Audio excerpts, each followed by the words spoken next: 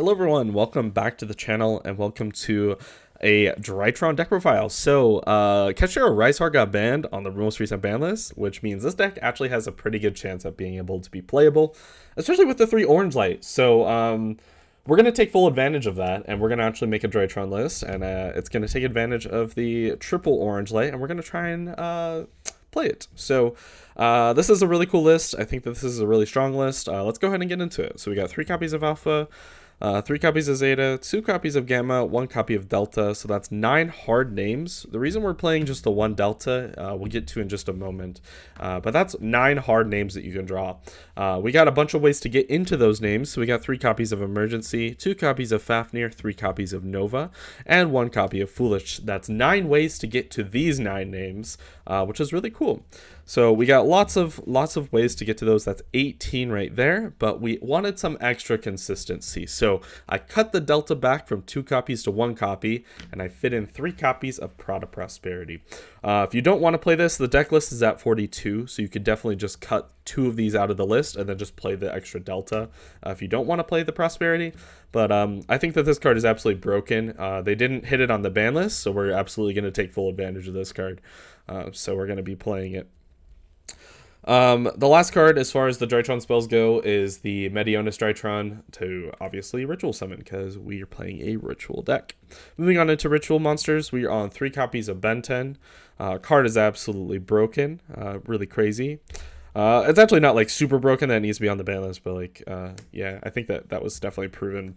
We got the 1 copy of Natasha, the 1 copy of Ultimateness, and the 1 copy of Draconids. Cards are crazy. We are on the Ultimateness build instead of a Perfection build. I think that this is fine. I've been playing the Perfection build for a while, but I definitely wanted to try something new, so we're on the Ultimateness instead this time around, which will give it a shot. We have a lot of fairy names in our deck, which I think that is going to be a really good reason to fuel the the Ultimateness. We're on the 2 copies of the Diviner. We're also on the 3 copies of the Herald of the Orange Light. Should have picked up my ultis, like a set of them, but we just got 1 for now. We're also on the Super Quantal package. Obviously, this wouldn't be a sort of a deck profile if we didn't showcase Ava at home. But yeah, it's super funny. Basically, this just replaces what Ava was. If you were on Ava before, it was basically just, these were just Avas before. Or I guess it was like 3 Diviner, 1 Ava, but you get the idea. Basically, if you don't know how this works, White Layer is your new version of Ava. If it's sent to the graveyard, you can add Alphen from your graveyard or your deck to your hand.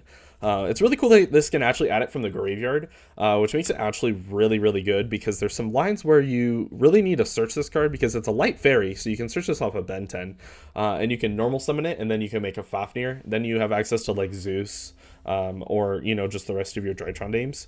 So this card is actually like really, really good for that. And then at the end of it, you can search out your White Layer, and then when you use the Ultimateness to negate something, you can add this back from your graveyard. So it's actually really good. In some ways, it's a little bit better than Ava, but basically that's the only way it's a little bit better than Ava. Ava was better in every other way.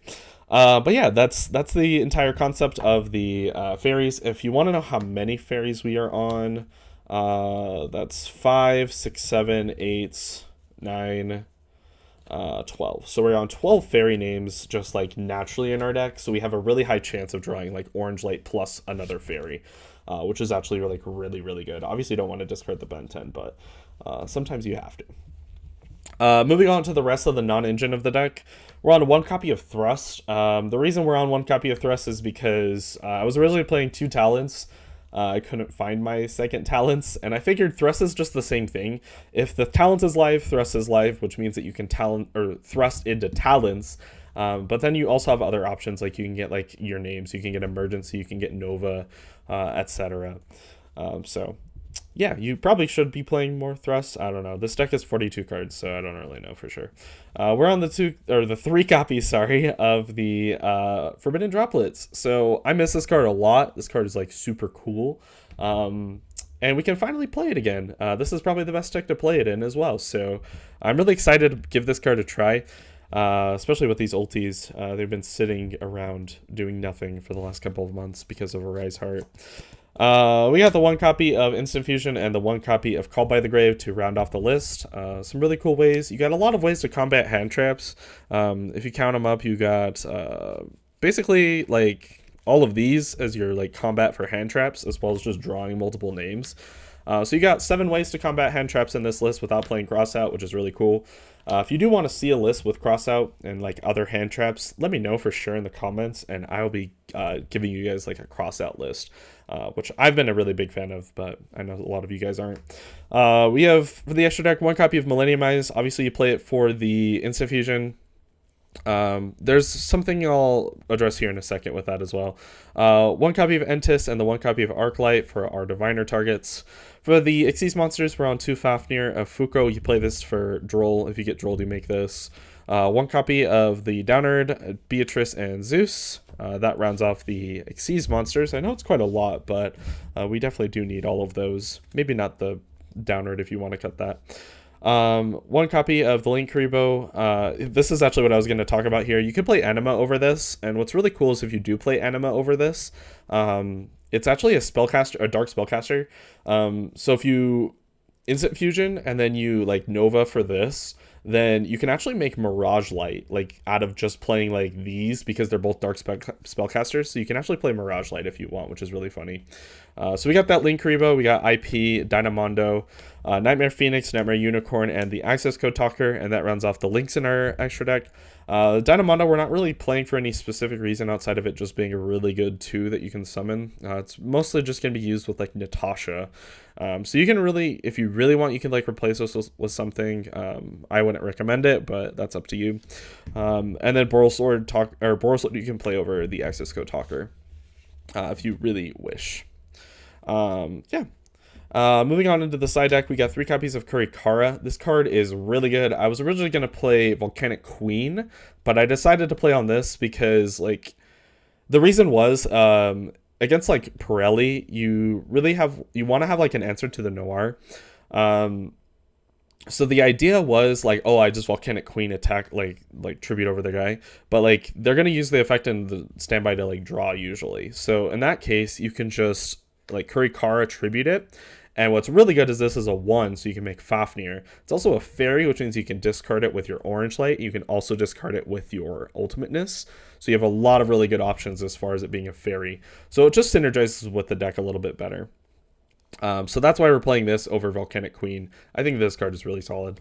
We're on 2 copies of Thrust to set off of our Dimension Barrier and our Harpy's Featherstorm. So if we get hand trapped going first, we can turn this into a Fuko, and then we can set this and then just basically cook them on the next turn. So we want to like have as many answers to Droll as possible post side. And then we are on the 3 copies of Dark Ruler No More. No specific reason. We're on the 2 copies of Lightning Storm with the 1 Harpy's Feather Duster. Konami, just give us 3 Storm. It's not really doing anything. Let's be completely real. And then we're on the 1 copy of Conjuranchids. Cannot pronounce this card for my life. And then we have the 1 copy of Lancia, just as the 15th slot. I didn't really know what else to play, to be completely honest. But yeah, Conjuranchids is really good. Excuse me, because it is just like a searchable, like out to back row removal, which makes it really nice. Anyways, that's going to do it for the deck profile. I hope you guys enjoyed, and I will see you guys later. Let me know in the comments if you want to see a cross out deck profile.